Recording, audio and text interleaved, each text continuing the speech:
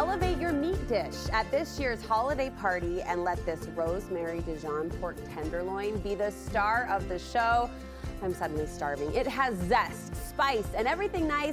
Lindsey Hargett is here to teach us how to make it. Hey, Linz. Hi. The studio smells really good. It's really good. Oh my gosh, I walked in and it was instantly ready for dinner. Why do you like this dish? So this recipe kind of has all of the goods, and it really gives you the pork that you always wanted growing up, but it's not dry. Thank you. Thank you. Nothing against mom's, Nothing against pork that roast, home-cooked meals. But here we are. Where do we start?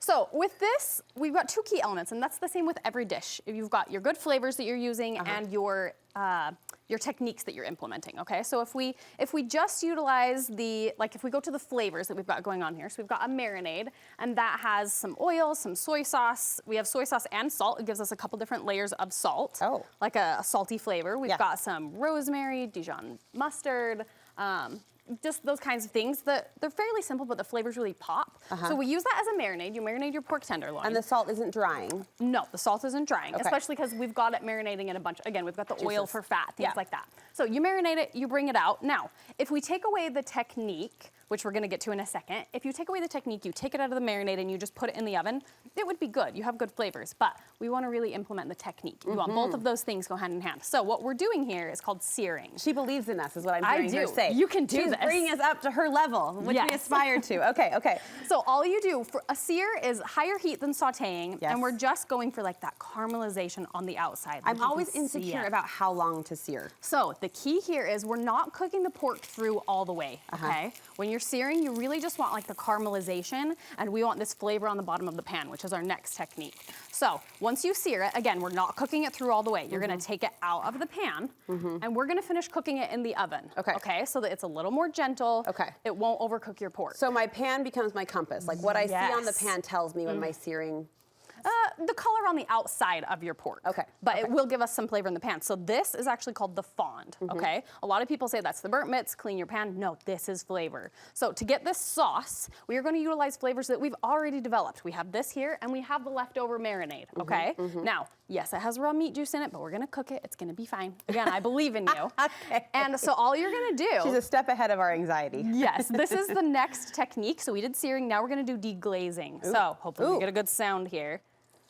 Oh, we got a little, all right. So again, this is our marinade, and you're gonna add this into the pan, and what this is gonna do is it's going to bring, here, do you want a whisk? I would love to. We're gonna bring all of those flavors, that fond, up from the bottom of the pan. And so not only is it bringing more flavor into your sauce, but it's cleaning your pan too. I'm gonna pass out, this smells so good. Who I'm doesn't not even love kidding, that? this smells so good. So with this, our marinade wasn't necessarily made to be a sauce. It has a lot of really strong flavors, so we wanna kind of mellow it out just a bit. So we're gonna add some broth here. Now this is leftover turkey stock from the other day, so extra flavor. But whatever works, just use some chicken broth or stock, and you can already see that it's pulling that stuff off the bottom of the pan. Like I said, it's just cleaning your pan And that's the goal, right? Is to get those bits. Yep, so we have the flavor from our marinade, the flavor from the bottom of the pan. Now you can see it's pretty thin, so we're gonna just add, we're gonna wait for it to come to a boil just a bit, and then we're gonna add just a little bit of cornstarch, a little bit of water. That will thicken it up.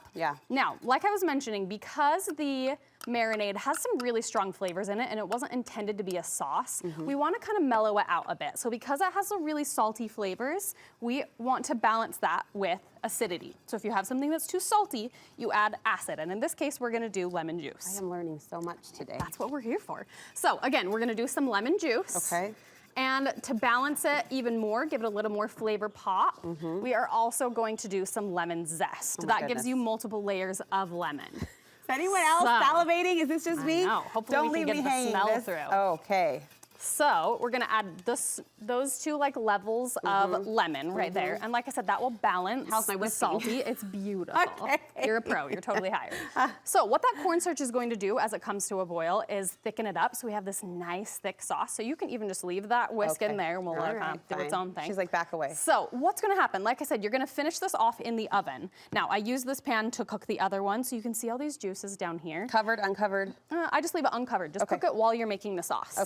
And what's gonna happen is all of the fat that is in that pork and like the juices, after you bring it out of the oven and it sits before you cook it, that will bring some of these juices out here. That's just like the rendered off fat and everything, all of those flavors. And what you're gonna do, again, we're just kind of utilizing the flavors we already have going on. So what you're gonna do with the sauce, so pretend like this is cooked, magic of TV. Always. You're going to then get all of those drippings and add them in there as well. Put them in your sauce? Yeah, we've got free flavors going on. You have flavor at the bottom of the pan, flavor from the marinade, flavor coming off the pork. Yes. Why not make a sauce out of it, This right? feels so fancy, but yeah, you've presented it in a very approachable way. So easy. Okay. So you can already see how it's thickened up right here. So it's like a nice like gravy. And again, you've cooked your pork perfectly in the oven instead of drying it out on the stove. Yes, where does the rosemary come in? So the rosemary is chopped up inside the marinade. And then you can add a little sprinkle on top as well for like a fresh hit on your palate. Look how pretty. For a hunk of meat with the brown sauce, that looks really, really appetizing. And That's this is delicious. already done. We made it on TV.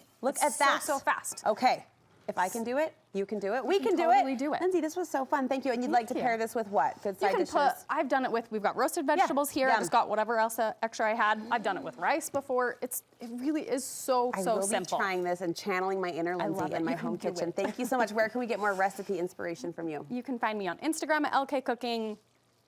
My website is LK Cooking, all of that, all of the above. So, are you doing cooking classes this year? Yes, doing cooking classes always. Good. So, okay, let's get you in the kitchen. There. Thank you so much. Look for the link from our website too.